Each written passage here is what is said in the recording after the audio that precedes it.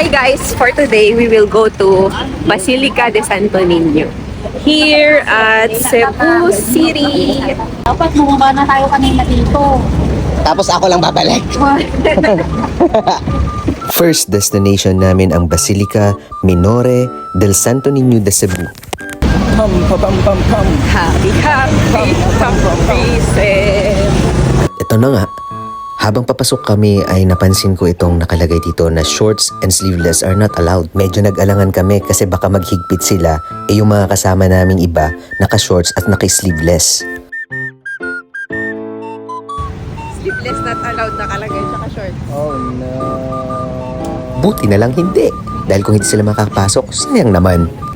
Around 10 to 11 AM na kami nakarating dito kaya tirik na yung araw, sobrang init. Sa pagkakatanda ko, nasunog itong simbahan na to.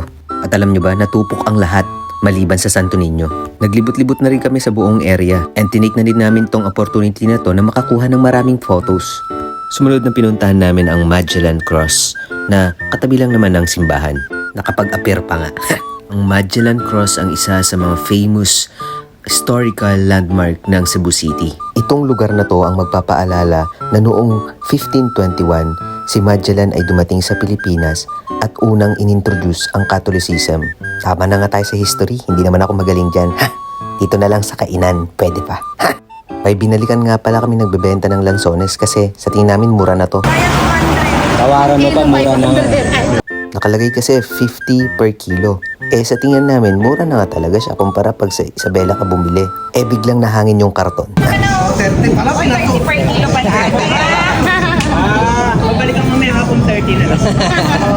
Ate naman 30 pala per kilo Huli si ate, mukhang binibenta nila ng 30 pagkapatapos ng araw. Nilulook forward talaga namin ni Madam na makakain ng mga seasonal fruits natin kasi mahal dito sa Canada. Kaya hindi na nawala sa isip ni Madam nung nakita namin to sa daan. Namit kaayo. Kaayo namit. Matamis tong nakuha namin ito.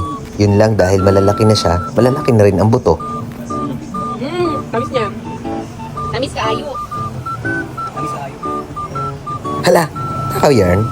Inuna naming mamasyal bago kami mag-check-in kasi ang check-in namin is 1 PM pa or 2 PM. At eto nga, tapos na kami sa dalawang destination namin at dediretso na kami sa hotel. So, welcome to Lapu-Lapu City, the historic city. Ako din pala ang nagdadrive dito. Mahal kasi pag kumuha pa ng driver. Finally, nandito na nga kami sa Mega World Mactan, Newtown. Pagpasok pa lang, ang bungad niya ay parang BGC na.